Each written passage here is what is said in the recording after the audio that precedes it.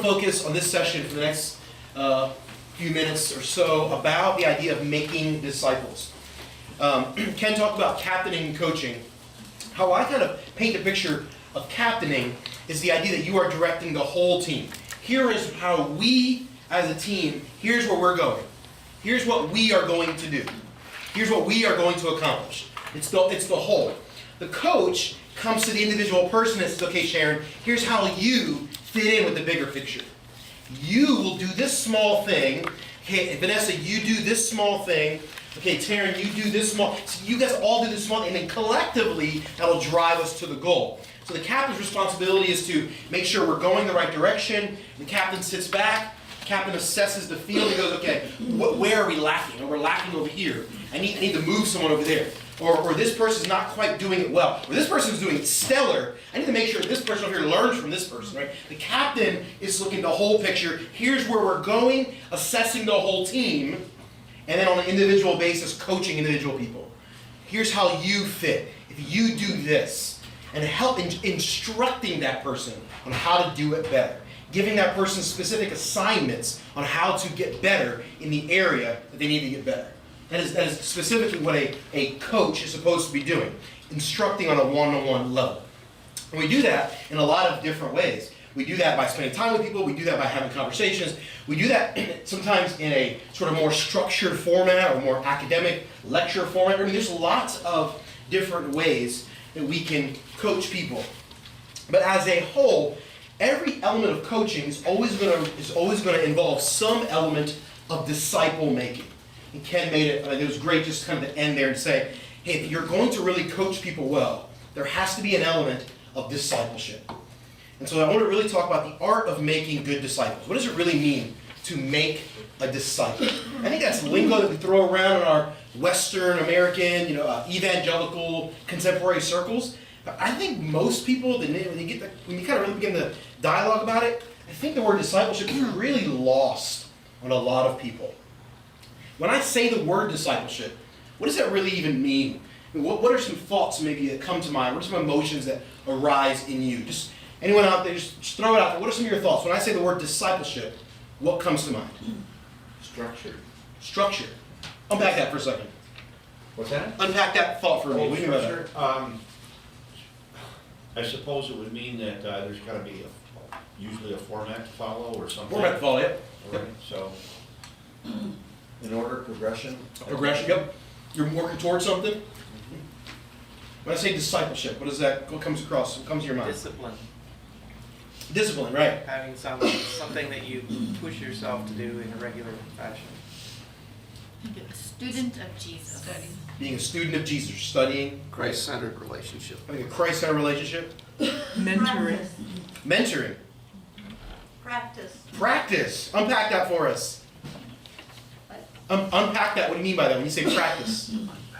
That's like if I give my students an assignment, I expect them to do it over and over and over. Sherry is a violin instructor and teacher, so she has students. It's good. Apostle. Being an apostle? I don't know what you mean by that. Unpack that maybe a little bit. Like, what do you say? Go ahead. To take that word, take the good news, and deliver it. Okay, so going out and doing that which Jesus would have called us to do. I think the word, say that again? Being a follower. I think sometimes we don't understand it because we throw it around and we assume people know what it is. And there's bits and pieces. As you said, much of what was just said is all sort of wrapped up in the idea of discipleship. We all have kind of a different perspective on it. And all those things are really wrapped up in the idea of discipleship. But there are some very specific things that we can do to really make sure we are being very effective in discipleship. If you're not familiar, the word disciple comes from the old first century rabbinical system. Basically how it worked, if you're not familiar, is the rabbis, they were the Jewish leaders, they were the Jewish scholars of the day, they were the kind of the religious experts, so to speak. They would basically recruit younger men that they thought could be good rabbis one day. That was the goal. You go around, and each rabbi had what we called a yoke. Each rabbi had sort of his way of doing things. When a rabbi said, this is my yoke, the rabbi was basically saying, here's my way to God, or here's what I think people should do in their relationship with God. Here's how people ought to relate to God or worship God. His yoke was sort of both his theology and his practice, his belief and his way of thinking. And he would wrap up into this system, which was referred to as a yoke. Which is why Jesus says, my yoke is easy. Right? Jesus is making very clear, my yoke is different than the yokes of the other rabbis. And so what a rabbi would typically do is he would find younger men and say, hey, come be one of my disciples. Follow me, hang out with me, learn my yoke, learn kind of my way of doing things so I can pass it on to you. So when I die, my way of doing things will continue on. My legacy will continue. And ultimately, when a rabbi would call someone to be a disciple, he was in essence telling that young man, I believe that I think you have in you what it takes to do what I'm currently doing, or maybe even to go beyond. And that is in essence what we do. We call upon people that maybe aren't quite where we are and saying, I believe you have the ability to do what I'm doing, and maybe even, in many cases, have the ability to even take it further than what I've got. My job, my goal is to just hang out with you in such a way that when I die, my view of God and what I've learned and the experiences I've observed and absorbed over time won't die with me. But the lessons I've learned about God and what I've learned about who God is will be passed on, will live on in other people's.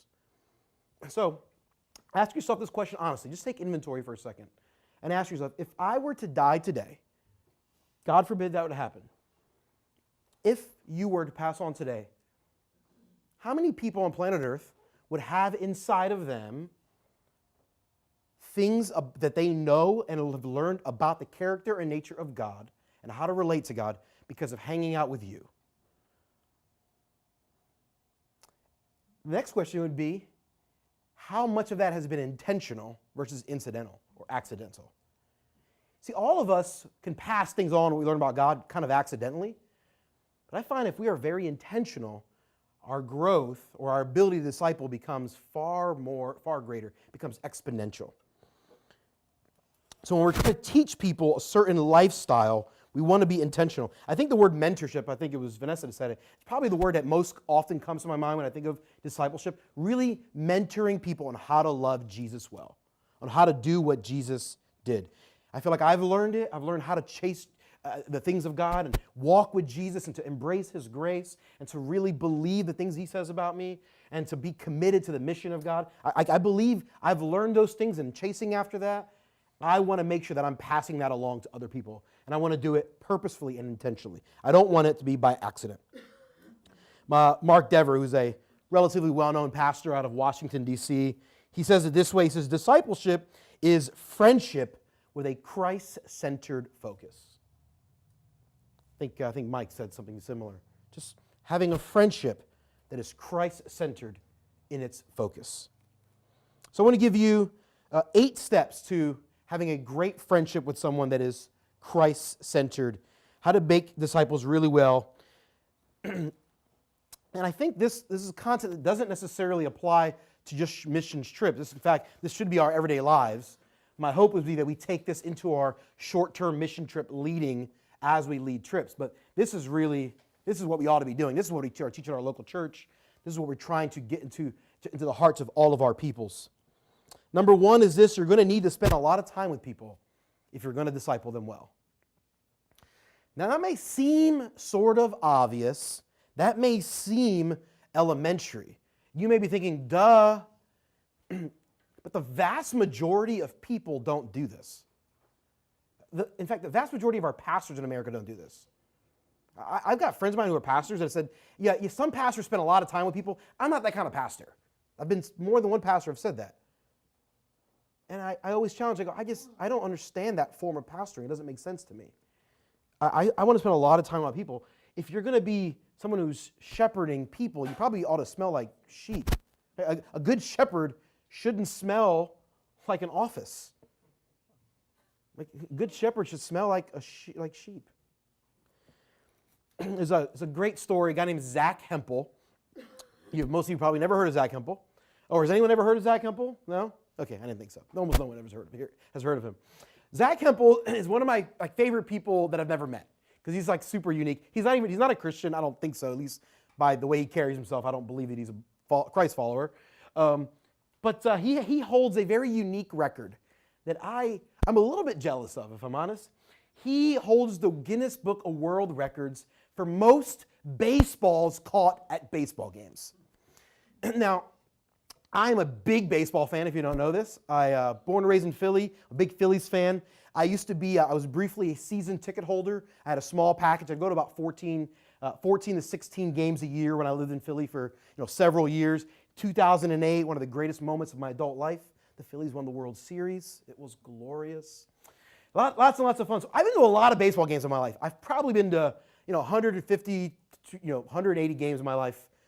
Something in that nature. It's a lot of baseball games, I know. I've never caught a ball at a game. I was with my stepbrother at a game once, and he caught a foul ball. That's the closest I ever got. It's the closest ever. My stepbrother caught a foul ball. Zach Hempel has caught over 8,000 baseballs at baseball games. True story. Yes, it is awesome. Zach Hempel is a sports writer for a small newspaper in a New York suburb.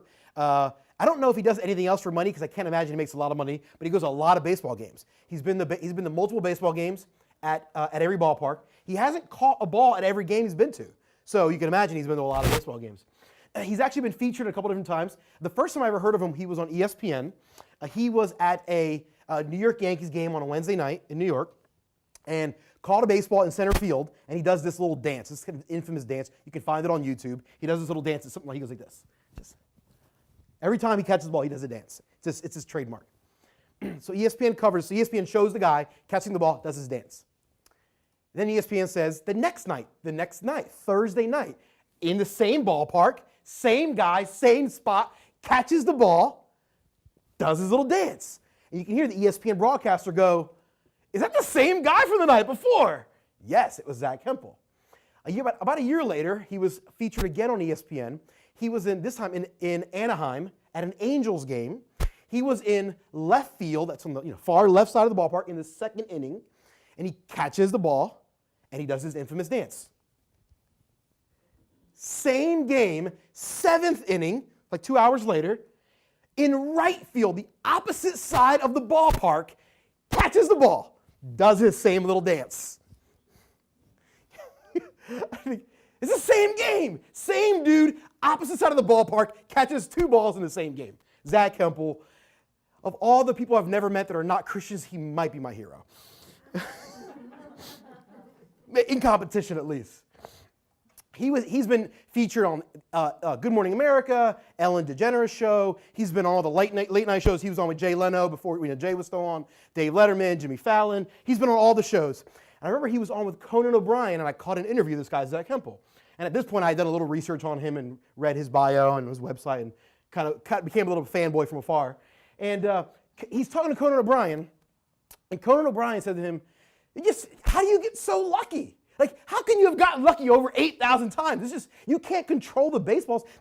You're right. You know exactly where to be. This seems absurd. How do you get so lucky?" And Zach Hempel said something to him that I'll never, ever forget. He says, "You got to put yourself in a position to get lucky." And I thought, oh, Jesus, if we would only do that in ministry. Zach Hempel studies the weather patterns of baseball, of stadiums, where the wind patterns are going to take the ball. He studies where the likelihood of where the ball is going to land. He studies the humidity. He studies the weather pattern. He studies the tendencies of the pitchers. Different pitchers have different tendencies. Different batters have different tendencies. Different batters and different pitchers have different tendencies in different ballparks.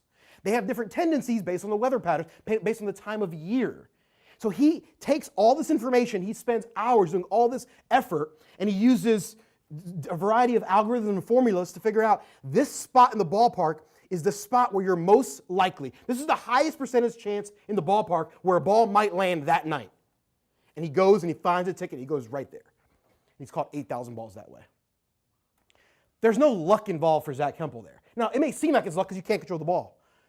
Zach Hempel, though, shows up every night to the ballpark. Every night he puts his work in. He is well prepared. He has studied. He has done his homework. And then he sits and then he waits. and the balls come right to him. Luck doesn't happen by accident. It just doesn't. People get lucky because they've worked really, really hard in most cases. There are exceptions. But for the most part, people get really lucky because they've worked really, really hard and they're really well prepared. I've been fortunate to have opportunities in ministry that lots of my friends have not. And in our church, I have people come to me all the time asking me questions, asking my advice. I have pastoral ministry opportunities way beyond most people. There are people who I know who know more than me, they're more experienced than me, they're smarter than me. They're the ones who should be getting the opportunities. The only difference between me and them is I show up to the ballpark every night. When I was a youth pastor, I hung out with teenagers a lot. I went to every football game. I went to multiple football games on Friday nights. When I was a youth pastor in West County or West Orlando County in Florida, I'd go to West Orange High School football game, and I'd leave at halftime and go to Legacy High School football game. And then I'd go hang out at Tijuana Flats, the restaurant where I knew all the kids would be hanging out. I put myself in position to get lucky. The kids come up to me and go, "Hey, Kenny, I'm struggling with this thing."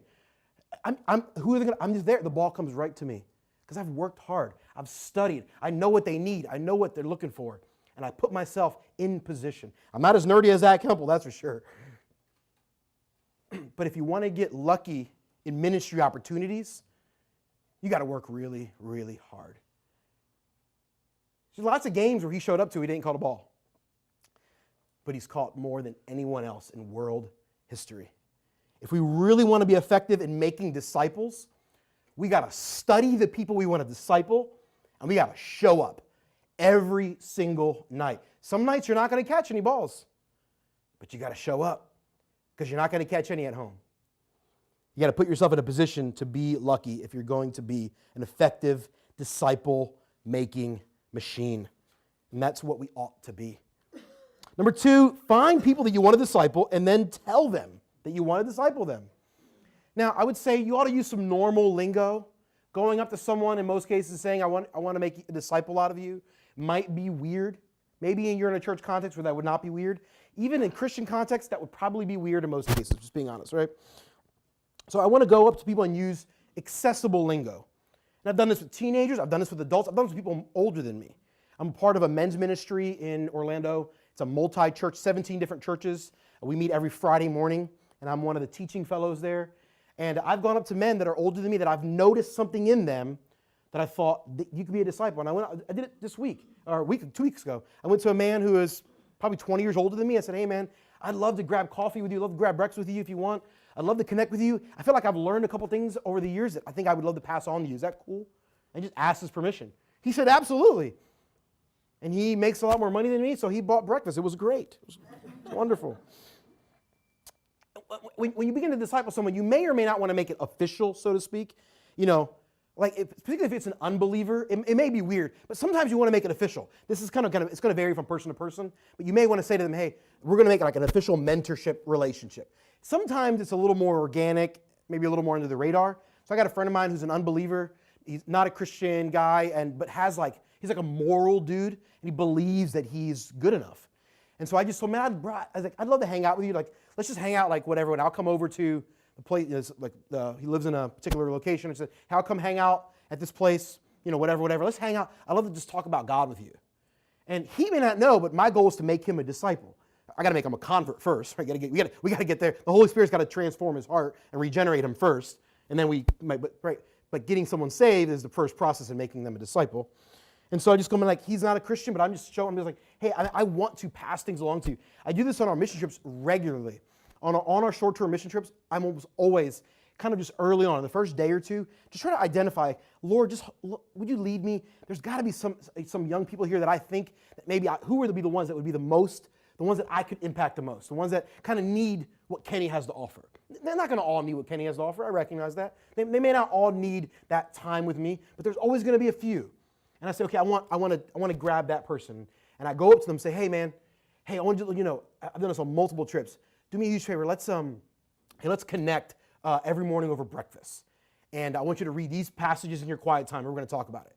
When I was in India with Candace, there's a guy named Caleb. I felt like pretty early on in the trip that God had grabbed my heart for this kid. And so I said to him, "Hey, bro, I said, so what I want you to do, he was kind of a theology nerd. I'm sort of a theology nerd, so that's kind of me. And so I'm just like, hey, like to me, like sitting on a Friday night with a cup of coffee and systematic theology book is like exciting to me. And so, right, but I recognize that that's not everybody, but Caleb was like, he was into it. So I'm like, hey, all right, so I want you to read these passages, and then at breakfast, every day we'll just connect for like 3 to 5 minutes. And we did it almost pretty much every day on that trip. I would actually forget. He would come and find me. And we would come and sit and go, hey, okay, I read this. Okay, what do you think about this? Okay, what do you ever think about this? And we just sort of have a little 5-minute little mini argument about theology, and then we would break it. No one really knew I was doing that. Like but I was just trying to make disciples. I'm still in contact with that kid on a regular basis. He's one of mine. So just really targeting, okay, that's the one that Lord wants me to invest. So I'm going to make disciples, ask their permission. Number 3, you got to make a plan. If you're going to make disciples effectively, you got to have a good plan. I just tell people all the time, set a schedule. There's a guy who worked at Disney, who I was discipling for a while, who I said we're going to meet together every Thursday morning at this coffee shop in Orlando called Oxum. It's named after the city in Ethiopia, Oxum Coffee. All the proceeds go to missions in Ethiopia. And so we're going to meet at Oxum, and we're going to go through this app. Francis Chan developed an app called Multiply. Fantastic curriculum.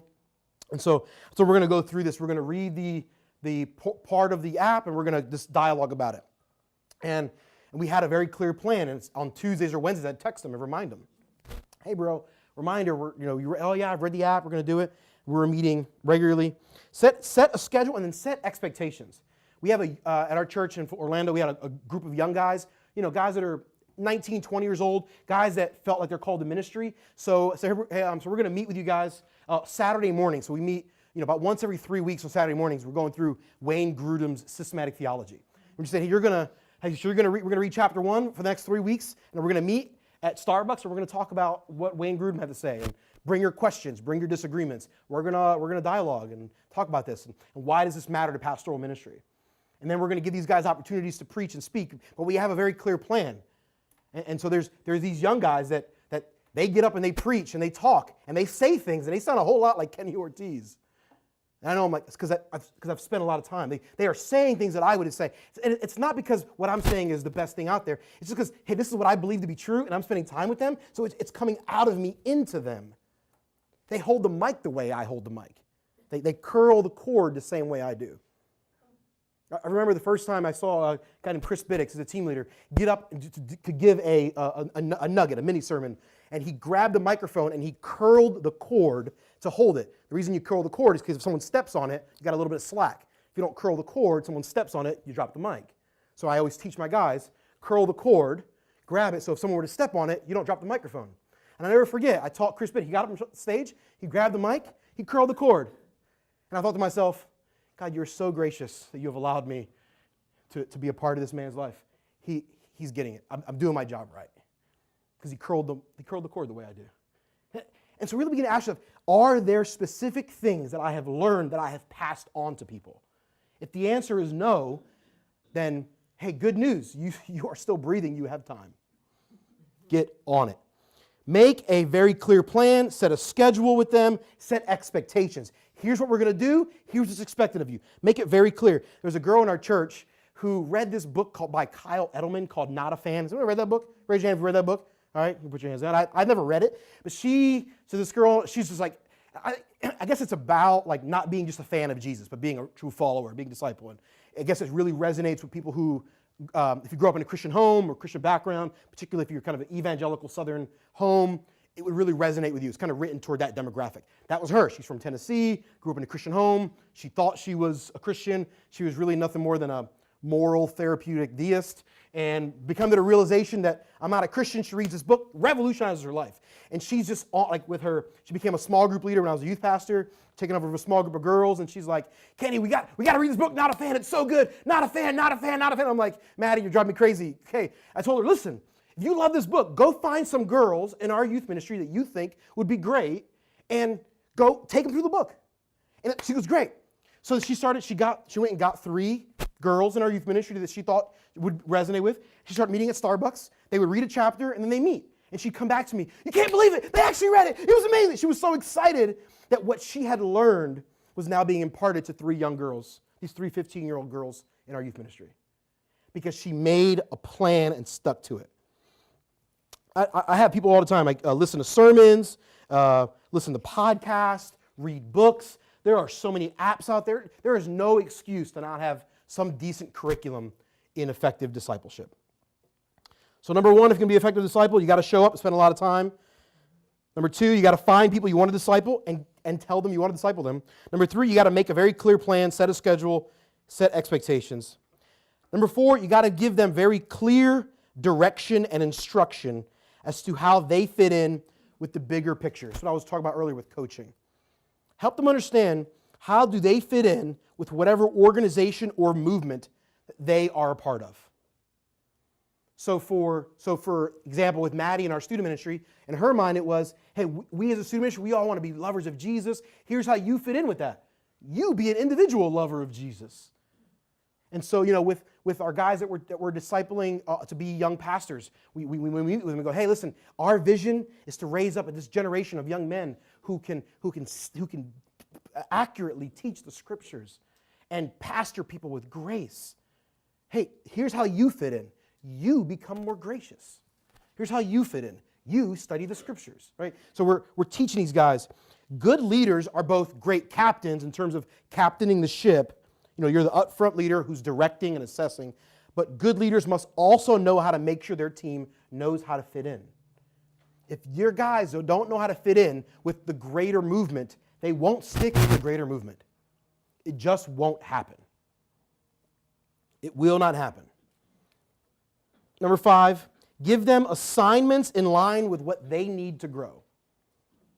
Very clear assignments. By the way, I don't know if you know, these notes are in your folder, by the way. Sorry, I didn't mention that when I started off. There's a handout in your folder. I apologize for not mentioning that. So all these notes are in there.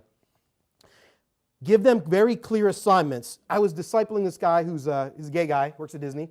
We have a lot of gay guys that work at Disney to come to our church, as you can imagine. And we were really wrestling through the doctrines that related to sexuality. And what does that really mean? We live in a culture where more than ever, sexuality is viewed in a way that is quite contrary to what I think God's ideal design is for sexuality. And so we were kind of talking, and he's like, man, he's professing to be a Christian and, loving God. And he's like, I just, wrestling through what I like and what do I believe and it feels so natural and why do I believe this? He's just wrestling through all this. And it's just messy. It's sticky. It's just tough. Discipleship is hard. And it'd just be easy to just be like, bro, just stop. Like that would be easy, right? But that's not what people in that moment need. So I gave him a homework assignment. I said, I'm not gay. I don't get that. I don't understand it. Like when little boys have that stage where they think girls have cooties, I skipped that stage. Like I've liked girls since I was like 4. Like I don't know. Like I don't know what that's like to be a man and be attracted to other men. I don't get it. I don't understand it. I can't. There's that part of me that seems so abnormal to me. I am not the best person, so what I need you to do. I gave him a homework assignment. I can disciple you how to love Jesus. I don't know how to help you with your sexuality. So I said, I need you to find someone who is a Christian out there in the world, famous or not, who is living for Jesus, who has dealt with same-gender attraction in one way or another. I need you to go find them and come back and kind of like report to me verbally what you learned about that person. So my goal was just to just get them around other people who have dealt with same-gender attraction and how they've wrestled through their sexuality and how do they live out God's ideal design for them and how do they pursue holiness and sanctification in the midst of that process. He's like, okay, I'm going to do it. Came back the next week, we met at the coffee shop, and he hadn't done it. I was like, okay, all right, well, so then I Googled some and found 2 people while I was sitting with him there at the coffee shop and gave him, then we talked about it. Okay, great. Okay, I need you to go, okay, this one particular person, we found this guy named Sam Allberry. Okay, I want you to go to Amazon, buy Sam's book, download it or buy it, read it, and I want you to find at least 1 or 2 others, read about it, and then come back and report to me. He comes back the next week, and he hadn't done it. Okay, now, do you want to actually grow in this area? And I began to say to him, like, man, bro, I care about you. I love you. But you don't seem to want to actually grow because you're not doing anything I'm giving you. You see, if you just sit and have coffee with him every week, there's no real way to track if he's tracking with you or she's tracking with you. But if you begin to give them homework assignments, and so you can begin to see how engaged they really are. Now, I've done this with other guys There's a guy who's a close friend of mine in his mid-30s. He's relatively newly married, struggling through some marital issues. I'm like, well, I'm not married, so I'm going to give you a homework assignment. Here's Timothy Keller's book on the meaning of marriage. I read it. It was transformative for the way I view the world. I would encourage get the book and read it, and we'll talk about it. And he went and got that book, and he also got a book by Gary Chapman. He bought multiple books, and he blew through them. And then we met at a coffee shop. We sit down one day, and he's talking. He's going, not only did I read Keller's book, I read this book, and I read this book. And okay, this guy's tracking. We're on the same page. I'm going to invest all my energy here. My other brother over here, who's just like kind of willy-nilly, don't really want to grow, don't really want to deal with holiness in my life. I'm like, I got to invest my time where I know I'm going to get the most bang for the buck. And I love you, bro, and I told them, sometimes I'll even use language. People, I'll say, hey, with you, I've been in the game. I've been on the field with you. I'm going to go to the stands for a while. And I'm still cheering you on. And if you want me back in the game, you tell me, and I'm right back in the game. But your lack of engagement feels like a waste of my time. So I'm going to go to the stands for a little while, and I'm going to watch, and I'm going to pray for you, and I'm going to cheer you on. And you tell me in 1 second, I'm right back in the game, brother. But until you do something to show me you want me in the game, I feel like you're wasting my time. I feel like you're playing games with the Lord, and I don't got time for that. He is holy and just. And I feel like you're not being reverent. 2 years later, he's never gotten back to me. I text him, I text him, hey bro, we'd love to get together. He works at Disney World. He plays a certain character. So I'll go, if you ever see me on Instagram, me visiting characters, it's not because I like Disney World that much. I mean, I do. I'm kind of a big fan. But it's because typically the person in the costume is someone I know, most cases. If you go on my Instagram or Facebook, you'll see lots of photos of me and Snow White and Rapunzel, Kylo Ren, and lots of other characters. It's usually because it's someone that I care about that I'm investing in some way or another. And I post it on Instagram to let them know that, hey, I love you, I care about you. So, I give homework assignments, I give sermons, I give YouTube videos. My pastor did this with me right now. I was telling some guys earlier about this. My pastor's been working with me on coming across in my preaching to be more gentle, right? Because I get ramped up. Part of it is my Latino background. I'm Hispanic. It's my personality. I'm just kind of loud and crazy and rambunctious. I'm obnoxious. I'm kind of overwhelming to people, right? I got this extreme intensity to me. And he's like, hey, we love it. He's like, dude, your pastoring is great. Your preaching is great. Your insights of the word are great. Sometimes it's just a little much. We need you to pull back a little bit. We need a little more gentleness. So he said, I want you to find some pastors that preach with really great gentleness, and I want you to start listening to them. So one is Timothy Keller. So I've been listening to a lot of Tim Keller recently. And the other one is a guy named Ray Ortlund. I don't know if you're familiar with him. He's a pastor out of Nashville who is extremely gentle in the way he talks. And I've been listening to the Ray Ortlund sermons every week and just praying, God, make me more gentle. God, transform me. I don't have it in me to be gentle. I don't. It is only by the power and the sanctification of the Holy Spirit that God can make me more gentle. And Lord, would you take I never met Ray Ortlund. He is discipling me every week. I'm listening to his sermons, not as much for the content, although the content's good, but for the way he communicates in this gentle, shepherd-like manner. And so my pastor, he gave me a homework assignment. Hey, bro, I want you to go listen to Ray Ortlund. I want you to go find some pastors that are really gentle. I want you to listen to them every week. And we're going to dialogue about that. See, my pastor's doing that with me. He is giving me homework assignments.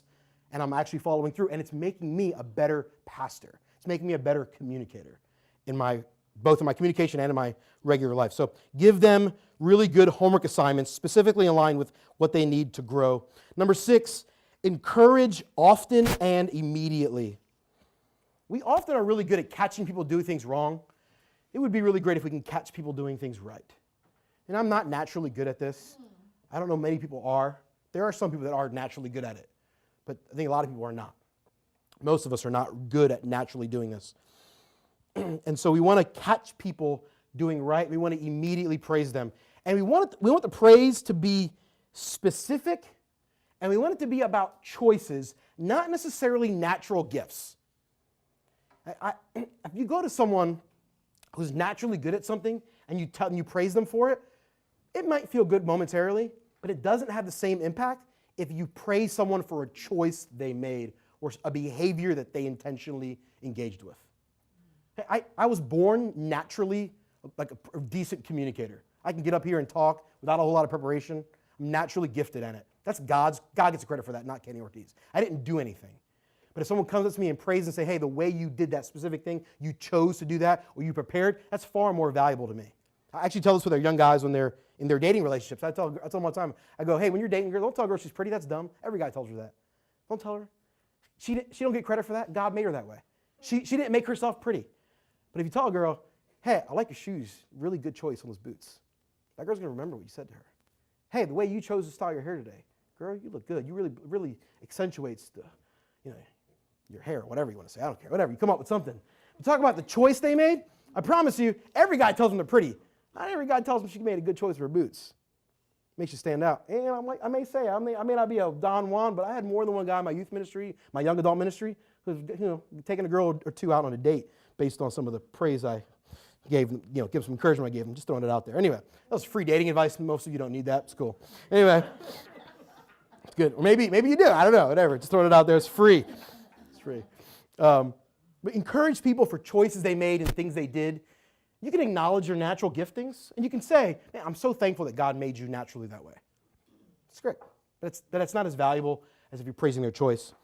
Number 7, bring correction when needed. We're going to talk extensively about this tomorrow. We don't do a good job encouraging. We do a worse job confronting and correcting. Sometimes we just want to encourage when we actually really need is correction. I have learned to do this. I do it a lot because people around me need it. And I'm not afraid. And I recognize that most people don't do it. So therefore, I feel the need to be the one to do it. I know it doesn't look like it, but at a point in my life, I was running half marathons. I know. It doesn't look like it today. You're like, you look a little overweight, Kenny. I know, it's been a few years. But I remember running a half marathon, when I first started running half marathons. These guys, Brandon and Katie, these couple at my church, they were both track stars at Baylor University. Katie was like number 3 in the country. Brandon was like number 5. I'm in a small group with them. And they are like, their kids will be like the fastest kids on the planet. Like they both were Division I, like scholarship athletes at Baylor. Just disgustingly athletic and super fast. And so they run a lot. They like for Saturday, we're like, what'd you do today? Oh, me and Brandon went on a run. It was just 10 miles, no big deal. It was a treat. It was a light morning. 10 miles is a light morning. It's just like a stroll for them. They run 10 miles. And so Brandon and Katie, I remember when I first started running, I would deal with this thing called a side stitch really bad. If you ever run and dealt with this, basically it's a cramp around your diaphragm. And you really can't breathe real well. It's almost like this piercing, kind of like a sharp pain in your side. And I would usually get it somewhere between 2 and 2.5 miles. I almost found myself right on the 2-mile mark, 2.5 mile mark, the side stitch would come in. And I'd have to slow down, I'd have to stretch, I'd have to change my breathing, I'd have to drink some water. I mean, it was terrible. And I dealt with it. I remember Katie, I was talking to Katie one day after church, and Katie said to me, if Katie had said to me, Katie, we just keep doing it, keep going, you're doing such a good job, keep going. She just encouraged me, that wouldn't have helped my side stitch. That would have been stupid to tell me to just keep going, because I didn't need encouragement. I needed someone to teach me how to breathe properly. And what we do is someone wants to bring correction, and we get all offended and mad, rather than saying, you got a side stitch. Correct it. Or keep breathing and hurting. Like, I had a choice in that moment. I could either listen to the instruction she was giving me, the correction, or I can get mad and offended like 99% of Christians do in our churches. Tomorrow we're going to talk a lot about confrontation and how to do it right. But let me tell you this. Most people, when they give you constructive feedback, when they give you some sort of correction, it's not going to be done right. Most of the time, they're going to do it wrong. They're going to go on my blog and make some nasty comment, or leave a nasty review on my podcast, or they're going to send me a nasty email, or they're going to gossip behind my back, or if they have the audacity to say it to my face, they're just going to tell me, hey, you're ugly, shut up, right? They're not going to say it nice. It's pretty rare that people are going to give you correction in a way that's palatable. It doesn't happen very often. We're going to talk about how to do that tomorrow. We ought to give correction in ways that are palatable. Yes. However, on the flip side, when we're receiving correction, if you wait to receive correction only from those who do it right, you're going to die before you get any good, valuable feedback that's going to be helpful to you. Mature Christians and good leaders, good disciple makers, learn how to take correction from anyone in no matter what way it comes. I see it all the time in pastoring, they get offended and go, stop getting offended and just learn from the correction. You got a side stitch. So Katie said, hey, here's what's the problem. You're breathing wrong, Kenny. She didn't encourage me. She corrected me. Your first mile, you're ramping up too fast. You're not breathing properly. She taught, here's how you breathe. You breathe in these intervals, in through your nose, out through your mouth, right? She began to teach me the moderate, how to breathe in step. You're going too fast. So I started putting Katie's advice into play. I began to drink more water, I began to stretch better. You know what? I remember the first time I put her advice, I got to the mile 3 before the sides kicked in. Oh. And she kept giving me correction. Eventually I ran a half marathon with no side stitch. Nothing, no pain. Because she gave me correction. And correction helped me finish the goal that I wanted. And so many people are afraid to give the correction, or they're afraid to receive it. And if you're going to be an effective disciple maker, you've got to be someone who gives a lot of good correction. You just have to do it. It's awkward, it's hard, it's difficult. I know. You don't want to offend, it's awkward, I don't want to say it. There's this thing I learned when I first took this job at Bethany, this thing called Minnesota Nice. I never heard of it before, but everyone's Minnesota Nice. It's this passive aggressive, maybe I'll barely say something, maybe I'll, no. I mean, it's like Minnesota Nice is sin. It's dumb. It's passive aggressive. It's dumb. I don't believe it honors God. I don't. I think it's contrary to what Jesus did. I look at Jesus in the scripture, when he deals with the Pharisees, there's nothing Minnesota Nice about it. Those brothers, they didn't need Minnesota Nice, they needed correction. And if we're going to be effective disciple machines, correction. Like my pastor coming to me and saying, hey bro, sometimes when you're preaching, you don't come across gentle. It's too harsh, man. Bro, you need some Ray Ortlund in your life.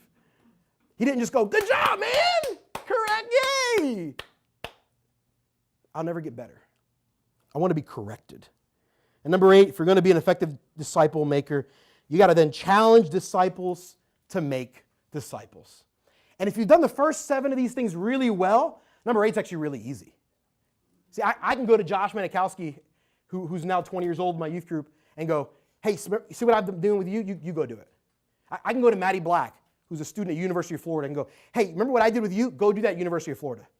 Go do that. I can go to any number of people. I can go to them and say, hey, I can go to James Carberry. The list goes, I can go down. See what I did? When Ken Frede was a team leader for me, when he became a project director, he became a lead, I said, hey, remember when I did this? Go, now you go do it. Because if you did these well, number 8 is really easy.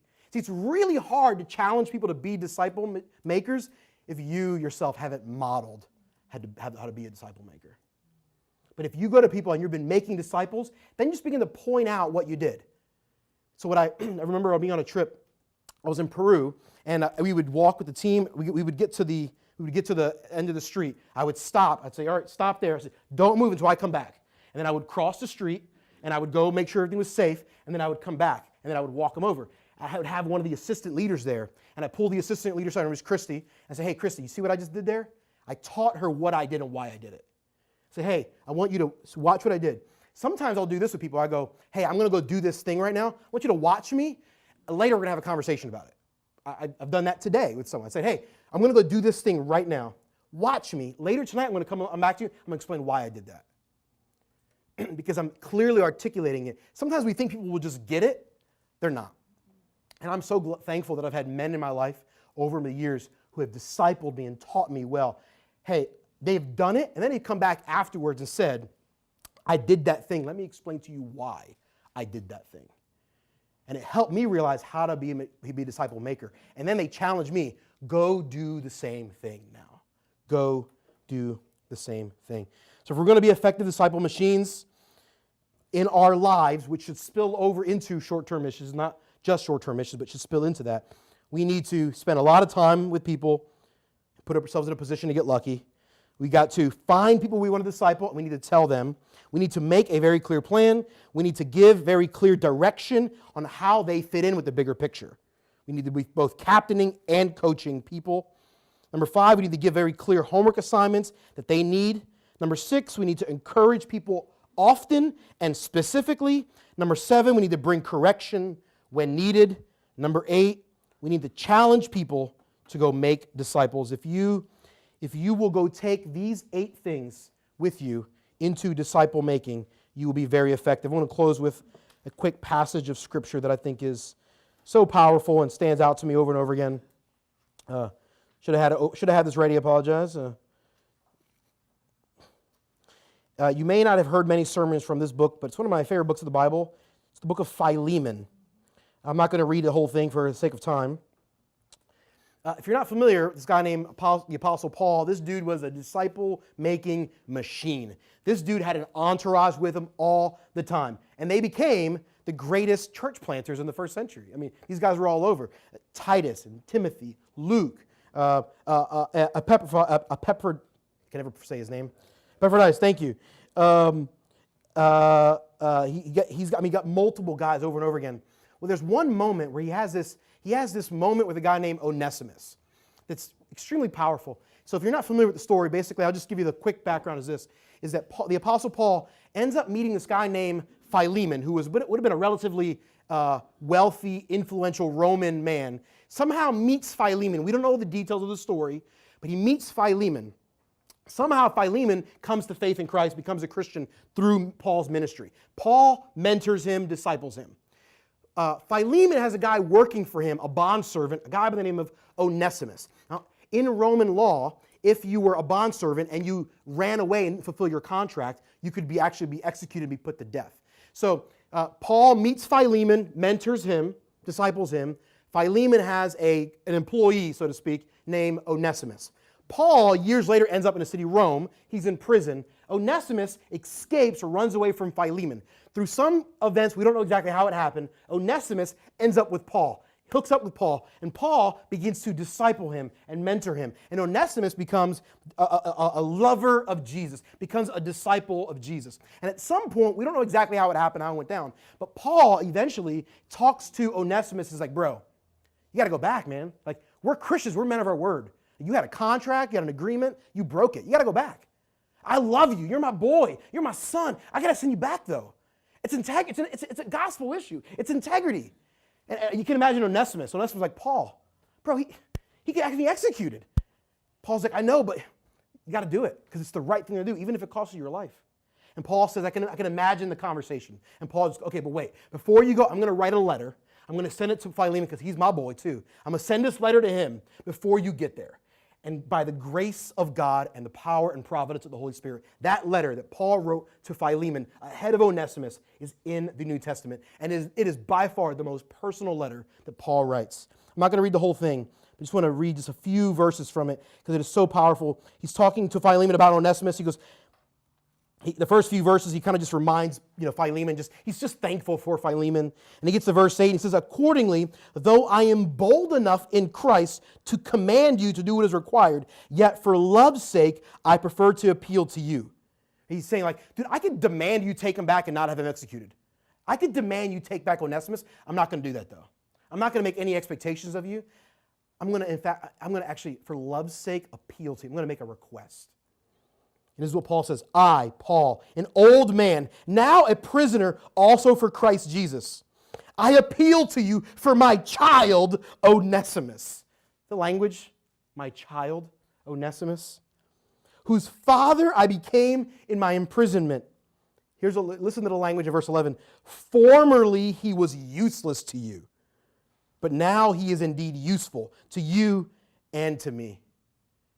That's some harsh lingo from Paul about Onesimus. He was useless. But I hung out with him for a while, and now he's useful, Philemon.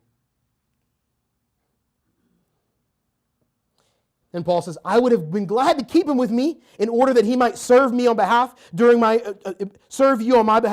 my imprisonment for the gospel. But I preferred to do nothing without your consent in order that your goodness might not be by compulsion, but by your own accord. Verse 15, he says this.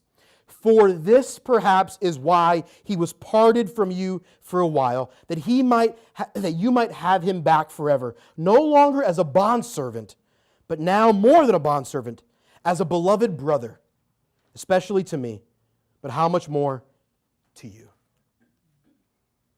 Paul says, this dude, he was useless. I hung out with him, now he's useful. I would have loved him to keep him here. He's my boy. He's my child. I became like a father to him. I love him. He's my very heart, but I'm going to send him back to you. And maybe this is why God did this.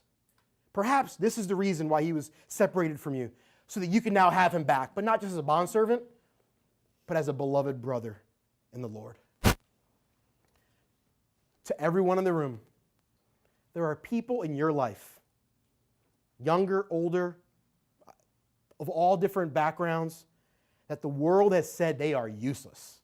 And maybe right now, the way they're living their life, they are useless. They offer no value to the kingdom of God or to their local society. But maybe God has brought them to you. Perhaps this is the reason they are in your life, so that you could disciple them and that you could say, he was useless before, but I looked beyond that. And now, because I spent time with him, he's useful to his local society, to his family, to his church, more importantly, to the mission of God. All of us have people in our lives that we can easily label as useless and completely forget them. But by the power and grace of God, we can choose to look beyond that, and we can say, there's greatness in you. I'm going to disciple you. I'm going to spend time with you. And by the end of it, you're going to be useful for the gospel. May we be disciple-making machines. May we take people who seemingly are useless, and by the power and the grace of our God, be a part of the story of God transforming them into someone who is extremely useful